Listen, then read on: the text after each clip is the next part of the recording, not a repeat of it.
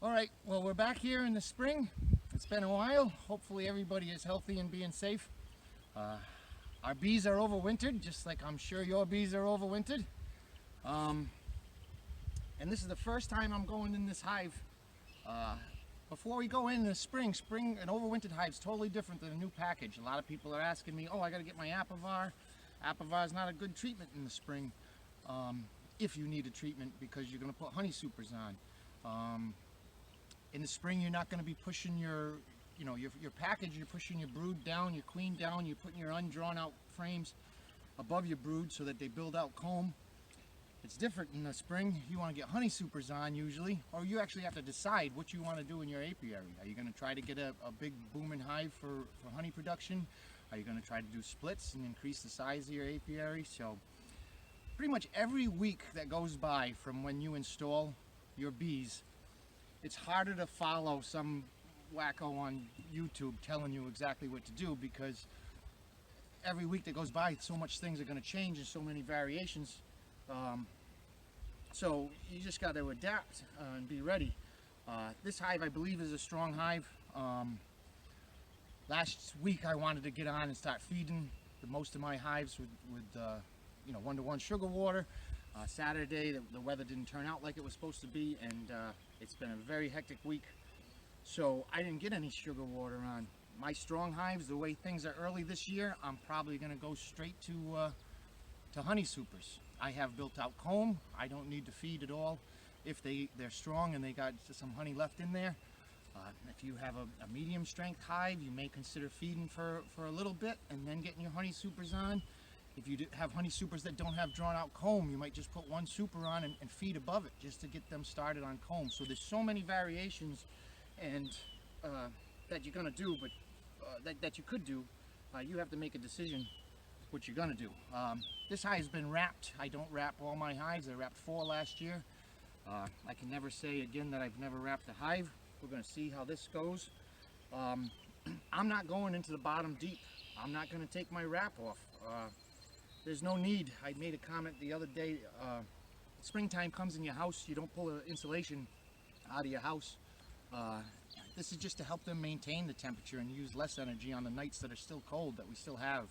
So it's not hurting anything, and it's not in my way until I have to get into the bottom, and I don't need to do that. So basically my plan on this hive is to get in here, take a look. I want to get my sugar block off. I'm going to save that, scrape it into a bucket. I can mix that back up in any sugar and use it again in 1-to-1 sugar water with a little bit of apple cider vinegar. Get that off. I'll see. I think this hive is booming. I think I'm just going to put put supers on it, but you can assume a lot, but that's how a lot of mistakes get made if you already have. So we just got to take a look at what we got.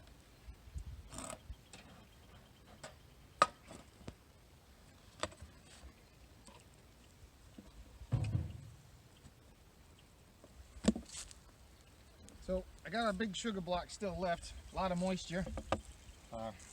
That's one thing I don't know about wrapping as much. Like I said, I've never done that before. A little bit of mold, it's not a problem. A lot of bees up here, but they're not building comb. A friend of ours, Linda, she opened this up the other day and they were building comb already. Nice brand new comb. That means that hive is doing well and they're looking for space. So she's got to get supers on. She's probably going to skip sugar water and get supers right on, because they're bringing in, if they're making comb, they're bringing in nectar, and their wax glands are working. So that's my plan now. I'm going to scrape this off. I can probably pull this right off around it. If you do open this up and it's got brand new comb in it and you're scraping that out and cleaning it up, be careful. Queens love to lay in new comb, so be very careful when you're scraping that off. You could have your queen could be in that comb and laying eggs. Unfortunately, you're going to lose those brood, but don't lose your queen. So basically, this is it. We're just going to shake off the bees and get them in there. And if this takes too long, I'm going to edit it out a bit, but maybe I can get it off in one shot. There's pollen patty left, but they ate that from underneath. Sometimes hives that don't have much honey you open this up and it's like an igloo because they eat it from inside. You know, when you have this dome and you can crush it down, it looks like you have a lot of sugar left, but there's really not that much. So I'm just going to give them a shake. And that's going to go right in the bucket. And I'll deal with that later on. It'll probably be covered in bees in a few minutes. Try to get the most of this off. I'll probably take a stick after and just clean out my bottom board from the front. Just to get a lot of extra stuff just so they don't have to spend so much energy cleaning it. So that's that. I have a lot of bees I see in here. So I'm only going to go through my top. Oh. I can still use my perch.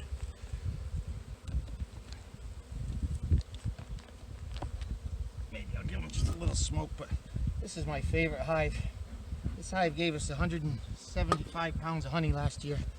And even in the fall I could go into it without really any smoke or hardly any gear. That's a full frame of honey. Pollen on the outside cap, they got into it a little bit. That could be a good outside frame to stay. The other possibility is if you fed like we feed, you could have too much honey in here and you got to give her some room to lay. There's another frame that they haven't touched much of. They've opened up. But this is all sugar water honey, so if we do end up spinning some, it's not good for honey, but we can spin it out, dilute it, and feed it back to another hive that needs it. Another solid frame. That's going to go right on the outside and stay there.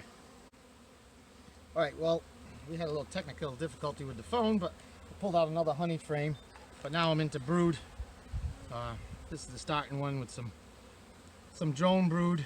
I think she's got brood still in the bottom too, also. But she doesn't have a ton of room to lay up here because of the honey, so I'm going to replace those frames with some empty frames that we have. You can never have enough drawn out comb. I'm just taking a look.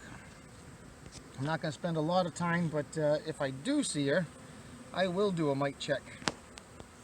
I'm not a believer in waiting.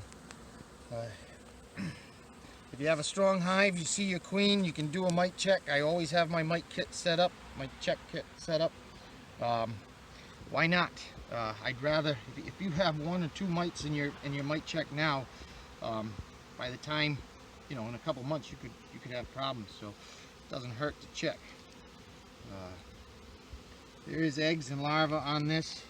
So this is number 3 of brood. And this I would assume, which is how you get in trouble. Yeah, I was going to assume this outside frame would be a honey frame, but nope, all brood. So it's going to get pushed to the inside.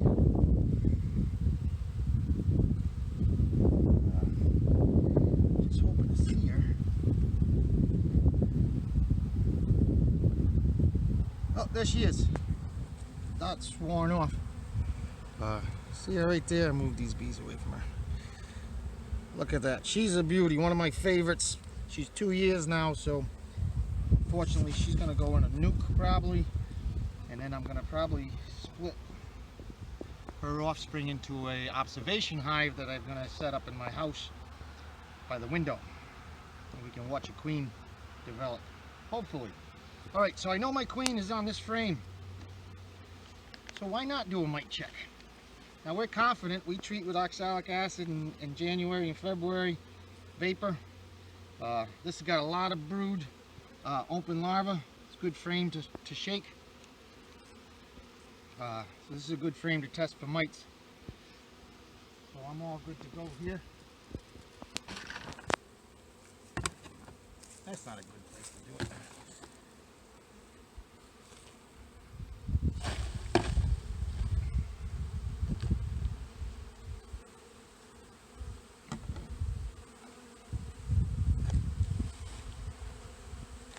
done a few of these. You can look back and find them, but we got our half cup. That's going in there.